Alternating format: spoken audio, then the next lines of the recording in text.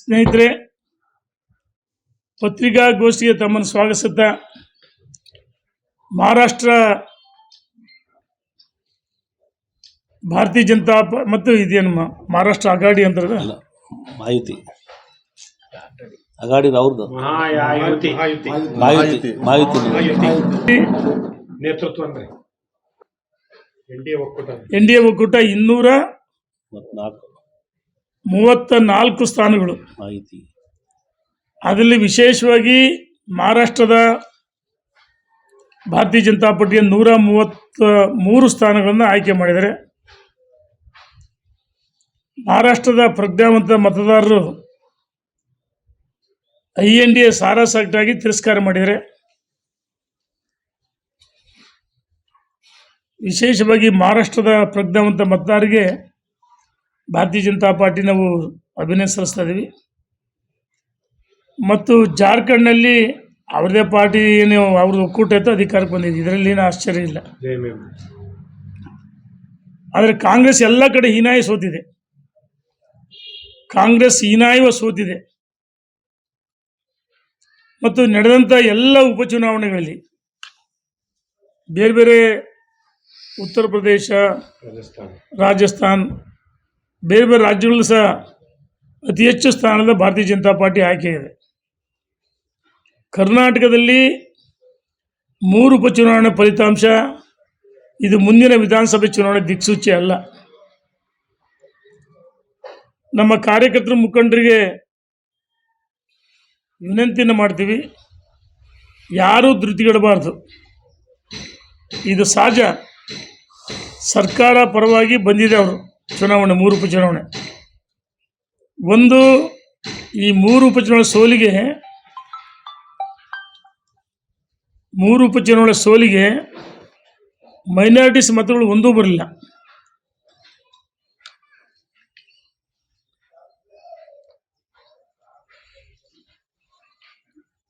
ಅವ್ರು ಓಟ್ ಹಾಕಿಲ್ಲ ಅಂತ ನಾವೇನು ಬೈಯಲ್ಲ. ಅವ್ರಿಗೆಲ್ಲ ಒಂದು ಕಡೆ ಈ ಕಾಂಗ್ರೆಸ್ಸಿನ ಬಗ್ಗೆ ವ್ಯಾಮೋಹ.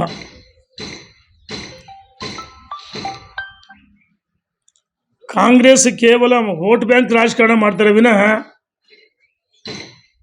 ಅವ್ರಿಗೆ ಪ್ರಚೋದನೆ ಮಾಡಿ ಅವ್ರನ್ನ ಕೋಮುವಾದಿಗಳು ಮಾಡ್ತಾರೆ. ಆದರೆ ಅವರಿಗೆ ಶಿಕ್ಷಣ ಮೂಲಭೂತ ಸ್ವಲ್ಪ ಇವ್ರಿಗೇನು ಮಕ್ಕಳಿಗೆ ಶಿಕ್ಷಣ ಕೊಡ್ರಿ ಮತ್ತೊಂದು ಮಾಡಿ ಹೇಳಲ್ಲ. ಕೇವಲ ಮತ ಬ್ಯಾಂಕ್ ರಾಜಕಾರಣ ಮಾಡ್ತಾರೆ. ನಮಗೆ ಅವ್ರ ಮತಗಳು ಕೊಡಲಿಲ್ಲ. ಇನ್ನು ಅಧಿಕಾರ ಬಲ, ಅಧಿಕಾರ ಬಲ, ತೋಳು ಬಲ, ಹಣಬಲ, ಈ 3 ಒಟ್ಟದು ಸರ್ಕಾರಿ 3 ಉಪಚುನಾವಣೆ ಇದು ಯಾವುದೇ ಕಾರಣಕ್ಕೂ ಮುಂದಿನ ವಿಧಾನಸಭೆ ಚುನಾವಣೆ ದಿಕ್ಸೂಚಿ ಅಲ್ಲ. ಕಾಂಗ್ರೆಸ್ನವ್ರು ಏನಾದರೂ ನಾವು 3 ಉಪಚುನಾವಣೆ ಗೆದ್ದುಬಿಡ್ತೀವಿ ಅಂತಂದರೆ ಅವರೆಲ್ಲ ತೇಲಳ್ಳಿ, ಸಂತೋಷ ಪಡೋ ಸೌಳ್ಳಿ. ನಾವು ಜನಾದೇಶನೂ ಒಪ್ಕೊಂಡಿದ್ದೀವಿ. ಸ್ಪಷ್ಟವಾಗಿ ಅಧಿಕಾರ ಬಲ, ಹಣಬಲ, ತೋಳ್ಬಲ ಎಲ್ಲವನ್ನೂ ಬಳಸ್ಕೊಂಡು ಅವರು ಆಮೇಲೆ ಒಂದೊಂದು ಕ್ಷೇತ್ರಕ್ಕೆ 10 ಜನ ಸಚಿವರನ್ನ, 30 ಜನ ಹಾಲಿ ಶಾಸಕರನ್ನ, ಮಾಜಿಗಳು ಬಿಟ್ಟು, ಮುಖಂಡಗಳು ಬಿಟ್ಟು CM DCM ಅವ್ರಿಗೆ ತಾಕೀತು ಮಾಡಿದ್ರು, ನೀವು ಇಷ್ಟು ಹಣ ಖರ್ಚು ಮಾಡಲೇಬೇಕು, ಈ ರಾಜ್ಯದ ಅಭಿವೃದ್ಧಿ ನೋಡಲಿಲ್ಲ.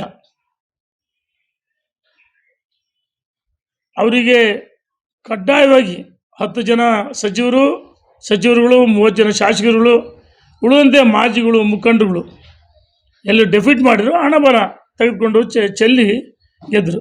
ಇದ್ರ ಜೊತೆಗೆ ಗೃಹಲಕ್ಷ್ಮಿ ಇವರು ಚುನಾವಣೆ ಬಂದ ಮಾತ್ರ ನೆನಪಾಗುತ್ತೆ. ಲೋಕಸಭೆ ಚುನಾವಣೆ 2-3 ದಿವಸ ಮುಂಚೆ ಹಾಕಿದರು, 2 ತಿಂಗಳದು. ಮೊನ್ನೆ ವಿಧಾನಸಭೆ ಚುನಾವಣೆಗೆ ಅದೇ ರೀತಿ ಮಾಡಿದರು ಗೃಹಲಕ್ಷ್ಮಿ ಹಣ. ಹಾಗಾಗಿ ನಾವು ಸೋತಿರ್ಬೋದು. ಸೋತರು ಭಾರತೀಯ ಜನತಾ ಪಾರ್ಟಿ ಸಂಘಟನೆ ಬಲ ಕುಗ್ಗಿಲ್ಲ. ಆ ಪುಣ್ಯಾತ್ಮ ವಾಜಪೇಯಿ ಕಾಲದಿಂದ ನಮ್ಗೆ ಇದೇನು ಹೊಸ್ತೇನಲ್ಲ. ಆ ಕಾಲದಿಂದಲೂ ಸೋತ ಅಭ್ಯಾಸ ಹೆಚ್ಚು ಗೆಲುವಿನ ಸೋಲೆ ಗೆಲುವಿನ ಮೆಟ್ಟಲು. ಸೋಲು ಗೆಲುವಿನ ಮೆಟ್ಟಿಲು, ಇದು ಸಹಜ. ಈಗ 2017ರಲ್ಲಿ 18ರಲ್ಲಿ 17 ಜನ ಕಾಂಗ್ರೆಸ್ಸಿನ JDSನ ಶಾಸಕರು ರಾಜೀನಾಮೆ ಕೊಟ್ಟು ಬಂದರು. 17ರಲ್ಲಿ 15 ಗೆದ್ದಿದ್ದು ನಾವು ಉಪಚುನಾವಣೆಗಳು. ಒಂದು ಕಾಂಗ್ರೆಸ್, ಒಂದು ಪಕ್ಷೇತರ ಗೆದ್ದಿದ್ರು 2018ರಲ್ಲಿ. 2013ರಲ್ಲಿ ಸಿದ್ದರಾಮಯ್ಯ ಮುಖ್ಯಮಂತ್ರಿ ಆಗಿದ್ದರು. ನಂಜನಗೂಡು ಮತ್ತು ಗುಂಡ್ಲುಪೇಟೆ 2 ಉಪಚುನಾವಣೆ ಅವ್ರು ಗೆದ್ದಿದ್ರು. ಈಗ ಅವ್ರ ಸರ್ಕಾರ ಇದೆ, 3 ಕ್ಷೇತ್ರದಲ್ಲಿ ಗೆದ್ದಿದ್ದಾರೆ. ಇದು ಮುಂದಿನ ಏನವರು ಸನ್ಮಾನ್ಯ DK ಶಿವಕುಮಾರ್ ಅವರು ಮತ್ತು ಕೆಲವು ಸಚಿವರು ಮುಖ್ಯಮಂತ್ರಿಗಳು ಮುಖ್ಯಮಂತ್ರಿ ಉಪಮುಖ್ಯಮಂತ್ರಿ ಭಾಳ ಉತ್ಸಾಹದಲ್ಲಿದ್ದಾರೆ. ಇದು ಮುಂದಿನ 2022 ಚುನಾವಣೆ ದಿಕ್ಸೂಚಿ ಅಂತ ಹೇಳ್ತಾರೆ. ಈ ಸರ್ಕಾರ ಯಾವ ಕಾರಣಕ್ಕೆ ಹೇಳ್ತೀನಿ 2022 ಸಾಧ್ಯವೇ ಇಲ್ಲ. ಅನೇಕ ಬಾರಿ ಹೇಳಿದ್ವಿ, ಅವ್ರು ಸ್ವಯಂಕೃತ ಅವರ ಸ್ವಯಂಕೃತ ಸರ್ಕಾರ ಪತನ ಆಗೇ ಆಗುತ್ತೆ. ನಮ್ಮ ಕಾರ್ಯಕರ್ತರು ಮುಖಂಡರು ದುಡ್ಡುಗಳು ಬೇಡ, ಸಂಘಟನೆ ಮಾಡೋಣ, ಒಟ್ಟಾಗಿ ಪಕ್ಷವನ್ನು ಕಟ್ಟೋಣ ಅಂತೇಳಿ ವಿನಂತಿ ಮಾಡ್ತೀವಿ. ಸೊಂಡೂರು ಜಾಸ್ತಿ ಇದಾಗಿದೆ ಅಂತ ಕಳಿಸೋಕ್ಕಿಂತ ಚೆನ್ನಾಗಿ ನಮ್ಮ ಸೊಂಡೂರು ಕಳೆದ ಸಾರಿ 35,000 ಮುಂದಿತ್ತು, ಈ ಸರಿ 50,000 ಚಿಲ್ಲರೆ ಅಷ್ಟೇ ಮುನ್ನಡೆ. ನಿಜವಾದ ಚುನಾವಣೆ ಸೊಂಡೂರು 6ನೇ ತಾರೀಕು, ನಾಳೆ ಮಂಗಳವಾರ 26ನೇ ತಾರೀಕು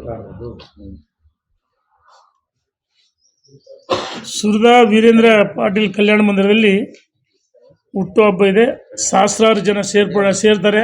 ಒಂದು ದಾವಣಗೆರೆ ಸುಧಾ ವೀರೇಂದ್ರ ಪಾಟೀಲ್ ಕಲ್ಯಾಣ ಮಂದಿರ. ಸನ್ಮಾನ್ಯ ಯಡಿಯೂರಪ್ಪನವರು ಮುಖ್ಯ ಅತಿಥಿಗಳಾಗಿ ಪಾಲ್ಗೊಳ್ತಾ ಇದ್ದಾರೆ.